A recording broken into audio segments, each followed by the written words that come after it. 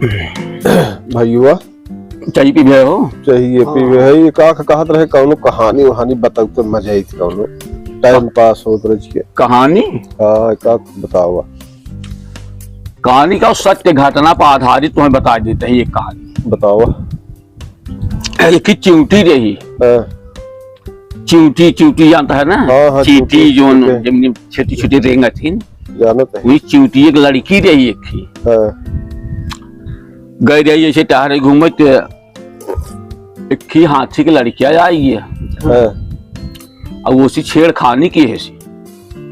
हाथी एक लड़कियों से हाथी एक लड़कियों चिंटी एक लड़की है छेड़खानी की। एक लड़की है छेड़खानी की है। तू बोली नहीं आए लड़की है कुछ वो चली घरे अपने घरे वालों से बताए से। उसके बाद तो घरे के 3-4 मेहरारू गईन हथिये की यहाँ हथिये की और रहन दीन उन्होंने कि अपने लड़किया से कहीं ठीक ठाक रही ऐसे ऐसे हमारे लड़की के साथ की छेड़खानी और ना ही तो हमारे घरे मर्द है बता देता है तो कहीं औकात में आ जाए